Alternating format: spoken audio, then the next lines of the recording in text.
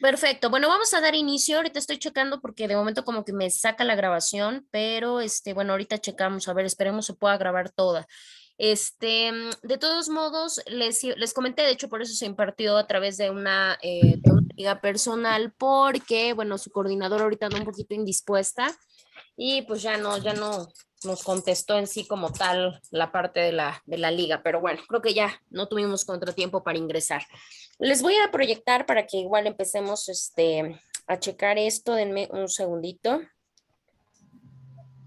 A ver, espérenme tantito.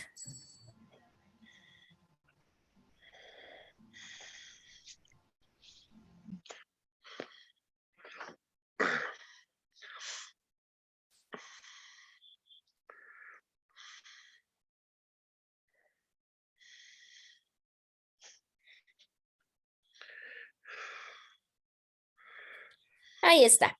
Bueno, en la clase pasada hablamos un poquito acerca de la cuestión introductoria, hablamos un poquito acerca de los servicios que nos proporciona precisamente nuestro servicio médico forense, ¿no? Apegado a a la cuestión legista y platicamos de más.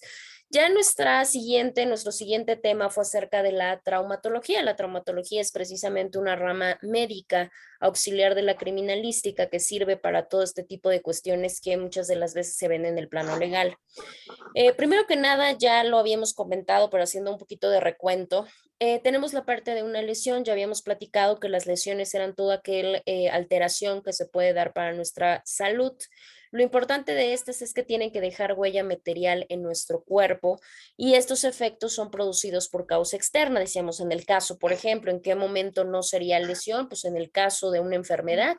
Una enfermedad también nos daña propiamente el cuerpo, sin embargo, pues no es por un factor externo, sino por un factor interno. En este caso decíamos, hablábamos de diferentes agentes que se conocen como agentes vulnerantes, que son todos aquellos entes o todos aquellos objetos que son capaces de provocarnos algún daño. Platicamos de los mecánicos, los físicos, los químicos y los biológicos. Específicamente ahondamos acerca de la parte de los mecánicos, de todo lo que tenía que ver con los mecánicos, y comenzamos a hablar acerca de las lesiones que son producidas por los agentes físicos, en este caso por calor, calor húmedo y calor seco. Y platicamos, ¿no? Dependiendo cada uno, en el caso de calor húmedo, las secuelas o las lesiones que provocaba, en este caso, el vapor de agua, los líquidos en estado de ebullición. Y por el otro lado teníamos los de calor seco, que son estas quemaduras que se nos provocan a través del contacto con fuego directo, con objetos calientes, con electricidad, con radiaciones y con artefactos explosivos. Y si mal no recuerdo, ahí fue donde nos quedamos nosotros. Otro de los agentes que tenemos que se consideran como agentes vulnerantes son aquellos o aquellas lesiones que se producen por agentes químicos. En este caso tenemos dos, por sustancias corrosivas y por productos de carácter farmacológico. En sustancias corrosivas vemos la cuestión de los ácidos y de los alcalinos. Básicamente las lesiones que producen estos dos al tener contacto con el cuerpo humano, del carácter que sea, puede ser tópico, o sea, puede ser en la piel, o en su defecto puede ser interno, o sea, cuando hay ingesta, ¿no? En este caso, ambas nos van a provocar, en este caso, quemaduras. Las quemaduras acá sí hay una cuestión dual, o si hay una cuestión interesante, porque al final de cuentas, las lesiones que nos van a provocar tienen que ser forzosamente de carácter en quemaduras, ¿sí? O sea, no va a haber otra situación o otro tipo de lesiones. Índice por qué la persona pierda la vida o por qué la persona de alguna manera llegue a fallecer. De todos modos, al final de cuentas provoca quemaduras. Dependiendo la cantidad, dependiendo el contacto, dependiendo el tipo de ácido o el tipo de alcalino, estas pueden variar porque pueden ir desde quemaduras de primero, pueden ir hasta quemaduras de cuarto grado, ¿sí? Y en el caso de los productos farmacológicos no vamos a entrar tanto en esa parte de los farmacológicos porque, bueno, ahí sí necesitaríamos ya tener como una cuestión de preparación más interna.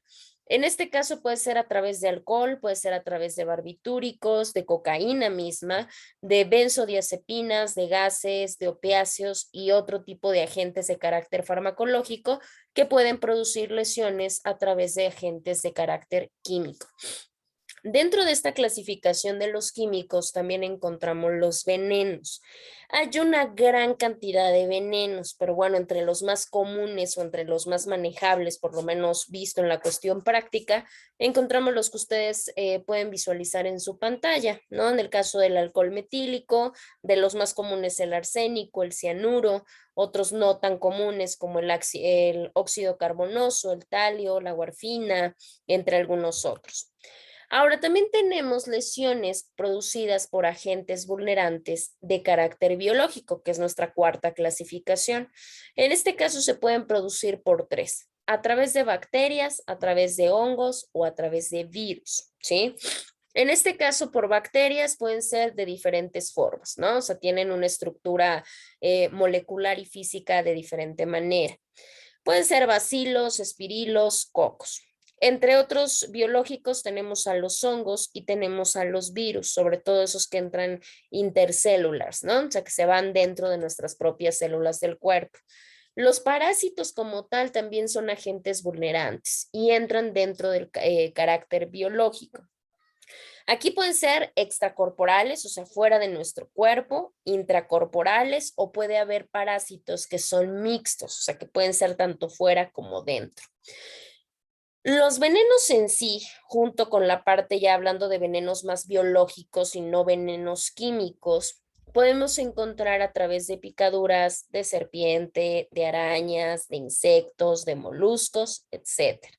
Y las propias gomas. Las gomas aquí podemos encontrar la parte vegetal. Sabemos que hay vegetales o hay de cierta manera flora que tiene alguna parte de veneno nociva para el cuerpo. Entonces acá podemos encontrar esa parte. Este que aparece en su pantalla no nos importa tanto la cuestión de la descripción porque ya hablamos de los elementos cortantes, punzocortantes, etcétera. Aquí lo importante es el tipo de lesión, ¿no? En el caso de los punzantes, si se dan cuenta, y les platicaba el ejemplo, si mal no recuerdo, la semana pasada. En el caso del punzante es una herida muy leve, es una herida muy pequeña, por eso gran parte de las veces no vemos la profundidad del daño, porque un elemento punzante nos puede provocar una herida en apariencia muy pequeña, pero cuando se hace el estudio nos puede llegar a perforar hasta órganos, ¿no? En el caso de los cortantes, si se dan cuenta, dejan solamente algo que se le llama cola de ratón, ¿sí? Que en este caso es como una rayita que a veces no es tan escandalosa, sin en cambio puede provocar heridas de diferentes capas de la piel, dependiendo del instrumento.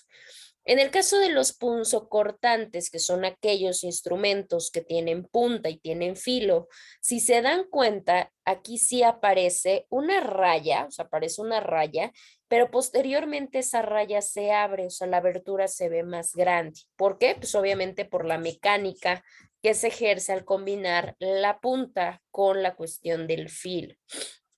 Y en el caso de las otras dos, que son la cortocontundente y la punzocontundente, en este caso las heridas son pues más escandalosas, pues sobre todo por el impacto y por el peso que llevan consigo precisamente los instrumentos. En el caso, ponemos un ejemplo, un machete. En el caso de los cortocontundentes, lleva fuerza, lleva filo, y esto es lo que provoca por el propio instrumento. Y en el caso de los punzocontundentes, que llevan también fuerza, pero acá no llevan filo, sino llevan punta, claramente por la fuerza, el hoyuelo o el espacio que se abre es mucho más grande a comparación de un punzante nada más. De hecho, ahí se puede ver la propia diferenciación. Bueno. Hay de todo tipo de lesiones, ¿no? Porque también se puede apreciar en cuanto a la morfología o en cuanto a la forma de la herida. En el caso podemos visualizar, tenemos heridas penetrantes, heridas perforantes, esas que ya tienen fondo. Tenemos contusiones leves, que también las comentamos la clase pasada, en el caso de la equimosis. Tenemos también surcos. Los surcos son los que provocan, por ejemplo, al entrar un instrumento con filo, y las contusiones graves. Ya las contusiones graves ya tienen que ver más con esta parte de hachas, de machetes, que ya llevan como una impresión de fuerza más grande. Bueno. En este caso ya nosotros no vamos a visualizar esta cuestión dependiendo a los tipos de arma, porque esto generalmente se ve ya no sé, en áreas como la criminalística, por ejemplo, ¿no? Entonces, nosotros lo que nos importa y a lo que vamos a pasar antes de pasar a nuestra siguiente rama es hablar un poquito acerca de la clasificación de lesiones. Si mal no recuerdo, fue una de las partes que se les quedó. Pregunto así de manera abierta para todos. ¿Qué tipos de lesiones se encontraron en la clasificación legal? Porque ya la clasificación médica ya la platicamos nosotros entre todas estas. Pero ¿qué pasa con la parte legal? ¿Cómo se clasifica una lesión o cómo se clasifica una herida para poderla sancionar? Son leves, Leves, Ok, el leve, ¿qué más? levísima, Levísima, ok. graves, ¿Cuál es una lesión leve? ¿O qué podemos nosotros considerar como lesión leve?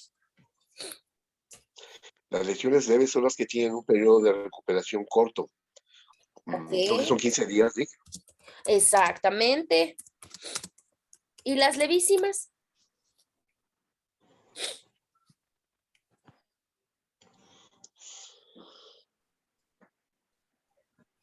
Digo, la clasificación está bien. Sin embargo, cabe mencionar algo. Cuando hablamos de una clasificación legal tal cual, el código no nos lo maneja así. De hecho, si checaron o visualizaron sus códigos, ya sea el federal o ya sea el poblano, pues la realidad es que no nos lo maneja así. ¿Cómo nos lo maneja nuestro código?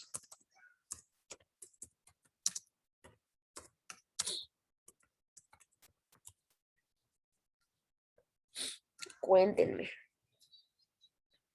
Digo, no, está bien, o sea, sí, tiene que ver con esta parte de lesiones leves, levísimas, graves, preterintencionales, culposas, por ejemplo. En el caso de las lesiones leves, por ejemplo, son las que técnicamente nos pueden provocar algún tipo de incapacidad, ¿sí? Pero es una incapacidad, como dice su compañero, pues baja, ¿no? No causa una gran afectación. En el caso de las lesiones levísimas, digo, esa como que no, ¿cómo les podría explicar? Como que no están consideradas o no están contempladas propiamente como una conducta criminal, ¿sí? Las calificadas, pues ya saben que en este caso sí es cuando se provocan con algún tipo de arma, que digo, utilizar armas es muy sencillo. Cualquier cosa bien utilizada nos puede servir como arma. En el caso de las agravadas, pues es cuando hay precisamente una agravante, ¿no? Dígase, pues no sé, traición, por ejemplo, cuando ya hay un elemento volitivo del sujeto como más grave, ¿no? En el caso de las culposas, pues son aquellas en las cuales precisamente no hay intención. Y en el caso de las graves, esas sí ya nos generan algún tipo de inhabilitación para diferentes cosas, ¿eh? O sea, nos pueden inhabilitar un órgano, es más, sobre todo las que son más grandemente sancionadas, aquellas que nos dejan hasta secuelas o cicatrices, ¿no? En este caso, estas podrían entrar dentro de. En el caso de nuestro código, porque es lo que nos importa a nosotros, si nos vamos a nuestro código poblano, que es el Código Penal del Estado de Puebla, la clasificación de lesiones la vamos a encontrar en nuestro fundamento legal número 305. Ahí encontramos todo lo relativo referente a las lesiones. Y ahorita lo vamos a platicar. Ahí está, para aquí. A ver, déjenme ver. Ok, aquí tenemos la parte de las lesiones. Las lesiones, según lo que nos dice nuestro artículo 305, nos dice que el delito nos da la definición del tipo penal y nos dice que el delito de lesiones se va a considerar aquel sujeto que causa a otro un daño que altere su salud de carácter físico o de carácter mental, o en su defecto que deje huella material, ¿no? Que era una de las cuestiones importantes. Ahora, en este caso, nuestro artículo siguiente, que es el artículo 306, nos habla propiamente de las penalidades, que era lo que comentaba en este caso su compañero. Si tenemos una lesión que tarda de sanar menos de 15 días, esa lesión se va a sancionar de un periodo de 15 días a 8 meses de prisión, ¿sí? Y no solamente eso, sino que también trae equiparado a la par una cuestión de multa. La multa va de los 5 a los 20 días de salario. Ahora, ¿qué pasa si tenemos una lesión que tarda en sanar más de 15 días o 15 días? En este caso, la penalidad claramente se va a incrementar. Ahí va de 6 meses a 2 años más su respectiva multa, que es de 10 a 50 salarios mínimos. Posteriormente nos habla de otras lesiones que podríamos considerarlas como las graves, ¿no? Que se dice que estas lesiones que pongan de alguna manera en peligro la vida del sujeto, estas ya empiezan a incrementar porque estas ya van desde los 3 a los 6 años de prisión.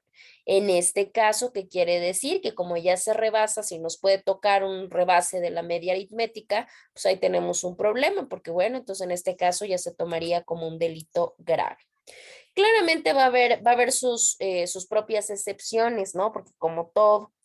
En el caso de eso es muy importante cuando se habla del tema de lesiones, de ahí la importancia de la traumatología, porque precisamente para la sanción también se toma mucho en cuenta la parte de las secuelas o la parte de las consecuencias que queden a raíz de la propia lesión. En este caso tenemos un tipo de lesión en el cual deje una cicatriz notable. En este caso, la cicatriz notable, nuestro código nos maneja que puede ser en las partes visibles. En este caso, la cara, las orejas, el cuello. En este caso, sí se va de los 2 a los 5 años. Ahora tenemos otra clasificación, aquellas que nos ponen en peligro la vida, pero que en este caso radica sobre el sujeto, que en este caso sea una mujer embarazada. ¿Qué quiere decir? Que si yo provoco una lesión que a una mujer que esté embarazada y que como tal ponga en peligro la vida del producto, en este caso ya se rebasa la media aritmética. Ahí sí ya va desde los 6 años, de los 3 hasta los 6 años. O sea, ahí ya se puede pasar la aritmética mucho más sencillo. Y la multa también se incrementa de una manera, digamos que proporcionalmente fuerte, porque ya va desde los 20 hasta los 210. Y bueno, también tenemos otra de las clasificaciones que nos habla acerca de una consecuencia que perturbe como tal, ya sea la vista, ya sea el oído, que no se pueda mover de manera adecuada una mano, un pie, un brazo, vaya alguna extremidad.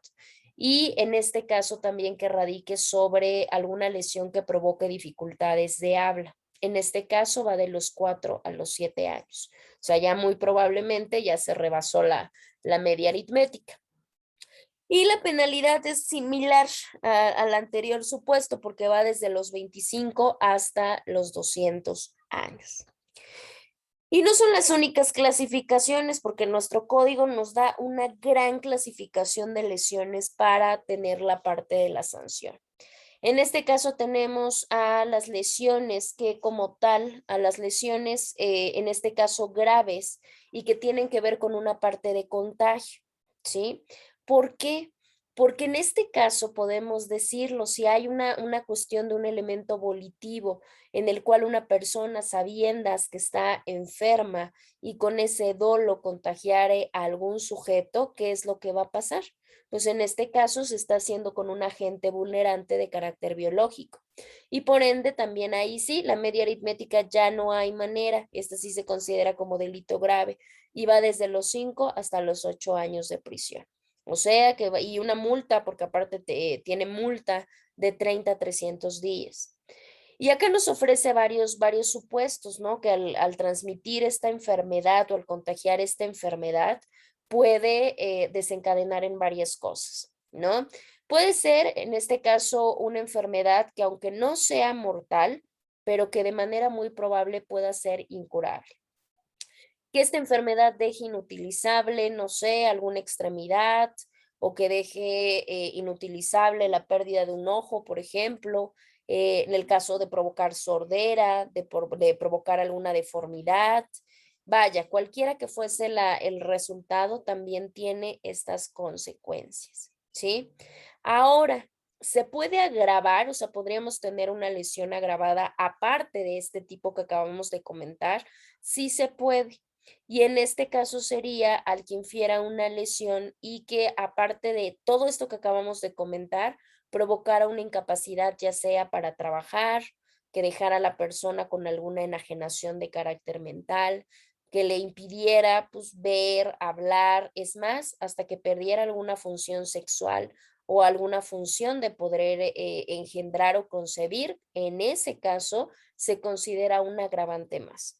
Y ya no serían de 5 a 8 años por ese contagio doloso, sino en este caso ya va desde los 6 hasta los 10 años de prisión. Entonces nos podemos dar cuenta como si se incrementa de una manera, digamos que ardua. Tenemos otra que también se considera como agravada en el caso de que este tipo de lesiones que comentamos hace un momento se pueden aumentar, ¿no? ¿Y en qué momento se pueden aumentar? En este caso, cuando cuando la víctima sea una mujer o en su defecto, si se trata de un varón que sea menor a 14 años. Y sobre todo, no solamente influye el estado de vulnerabilidad, sino que si aparte de esto el perpetrador, el victimario, tiene una relación de carácter sentimental con estas víctimas, bueno, pues el incremento todavía va a ser más grande. ¿De cuánto va a ser el incremento? Puede ser desde una tercera parte hasta 2/3 partes de la penalidad máxima que en este caso se tenga. Bueno.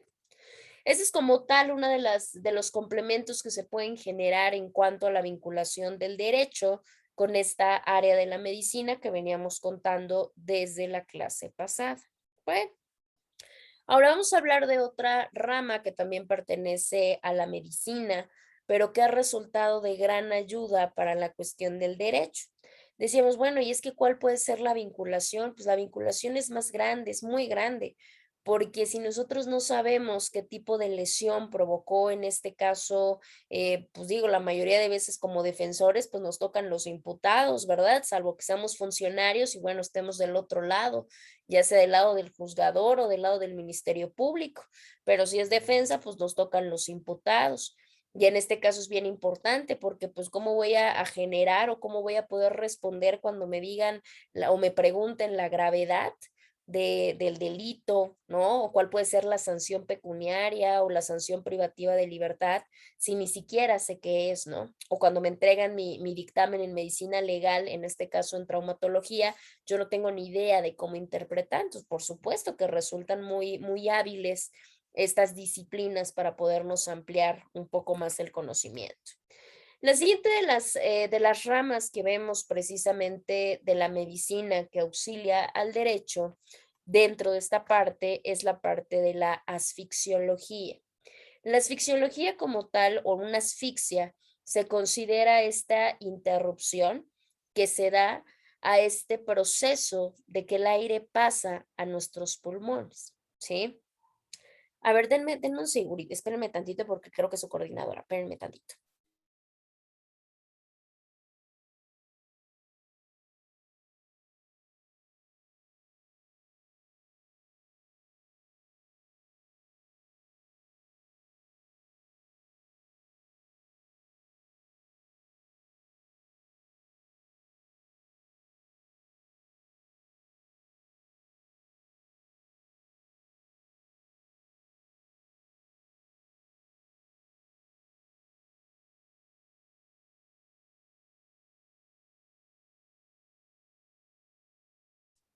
Ya, discúlpenme. Entonces les decía que es esta interrupción del paso del aire en nuestros pulmones. Las asfixias son provocadas por muchísimas causas. La realidad es que no hay una sola y determinarla, pues obviamente es trabajo de los médicos, sobre todo los especialistas en asfixia. Una asfixia la podemos tener desde el momento de un sumergimiento, ¿no? En el cual está un producto de agua, entonces al inhalarlo eso nos puede provocar una asfixia. Se puede dar una asfixia a través de alguna sustancia por intoxicación o en el caso de los niños, que generalmente ahí se ve mucho, cuando hay un cuerpo extraño que ingresa por estas vías y que obviamente impide el paso del aire a los pulmones. Estas son generalmente las causas que podemos nosotros apreciar. Aquí tenemos varias, de hecho se los voy a proyectar del lado izquierdo porque creo que sí se ve muy chiquito. Entonces, espérenme tantito, ahorita se los proyecto del otro lado, nada más espérenme tantito.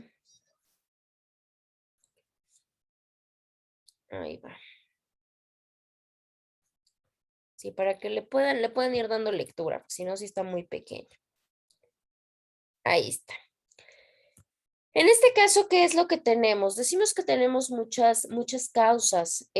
Puede ser también hasta por una situación de ahogamiento, por una cuestión de envenenamiento. Es más, hasta el hecho de tener una sobredosis por algún narcótico puede producir propiamente una asfixia. En algunos de las lesiones que se provocan o que se pueden apreciar con agentes vulnerantes de carácter químico, de carácter físico, también se llega a ver asfixia en el caso de las personas que sufren algún tipo de electrocución, cuando se tapan las vías respiratorias, ¿no? En este caso, el ahogamiento también, la propia estrangulación tiene exactamente el mismo efecto. Si hay un tiempo, bueno, se dice que la mayoría de personas, por lo menos hablando en una regla general, si podemos sobrevivir de alguna forma durante 6 minutos, contando a partir desde que se da el paro, desde que se da el freno respiratorio, ¿sí? Claramente cuando no se ventila de forma artificial, porque luego también se ha visto, ¿no? Si llegan los servicios, la atención médica de manera inmediata, puede obviamente lograrse la recuperación. Muchas de ellas dejan pues algunos efectos neurológicos, porque digo, la pérdida de aire ocasiona muchos problemas, pero por lo menos la vida se puede resguardar. Decimos que por inmersión, por aspiración de vómitos, que también es muy frecuente en menores, sobre todo en bebés, que obviamente no tienen este autocontrol, si aspiran, no sigan a vomitar, se pasa y pasa exactamente lo mismo. Decimos que también la inhalación de sustancias que contienen veneno, pues obviamente se genera más. Me está diciendo la plataforma, porque obviamente estamos en plataforma privada, que la sesión dura 40 minutos, ¿sí? Entonces, déjenme checar, no sé si podamos entrar exactamente a la misma liga o tenga que generar otra. Ahorita yo lo checo y ya les aviso con su compañera, por favor. Entonces, Sí, sí, por si se llega a cortar, digo, por si se llega a cortar, ya, intenten volver a ingresar con esa. Ya si no podemos, yo en ese orden les estoy generando la otra. ¿Qué sí, otras gracias. cosas importantes? Y esto generalmente pasa o se ha visto en suicidios. Muchas de las veces en los suicidios, ¿qué es lo que pasa? Es parte, ¿no? Es parte anatómica. Generalmente se hace como un botamiento de lengua, entonces la lengua se va para afuera. Pero muchas de las veces, obviamente con el relajamiento muscular entre ese inter, la lengua se puede ir para atrás y lo que genera precisamente es una asfixia. Entonces, propiamente el ahorcamiento lo que hace no es tanto la obstrucción de vía respiratoria, sino que a veces la propia lengua puede generar precisamente este mismo efecto.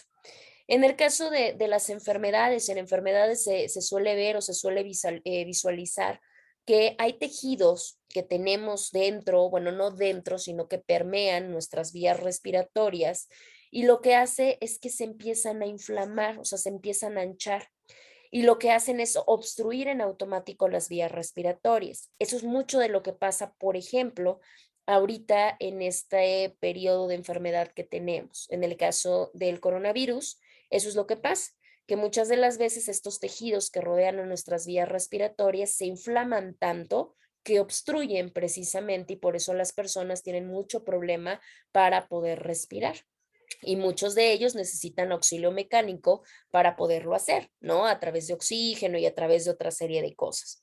Y bueno, hasta el solo aplastamiento de la nariz o en su defecto alguna lesión en boca por algún accidente, se puede ver en accidentes graves como lo puede ser, bueno, desde una caída hasta un choque, un atropellamiento, ahí se puede pues, un aplastamiento de nariz, un golpe en boca que en automático se hace que se vayan obstruyendo las vías respiratorias y esto puede provocar una asfixia, ¿sí? Ya si es mortal o no mortal, bueno, esto ya depende de otra serie de cosas.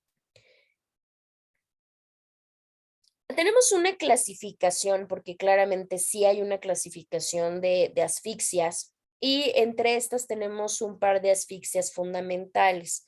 Por un lado tenemos la asfixia primitiva y por otro lado tenemos la asfixia de carácter secundario. En el caso de la primitiva es cuando lo que no tiene, bueno, cuando no se tiene oxígeno es como tal, o sea, falta el oxígeno, pero sin importar la cuestión patológica que tengamos. O sea, no necesariamente tiene que ver con una cuestión provocada, puede ser a través de una enfermedad. Y tenemos la asfixia secundaria, esa sí se da hasta por asfixias mecánicas de carácter violento, sea un estrangulamiento, una sumersión, un choque, un atropellamiento, o sea, es algo que viene más como por parte del exterior.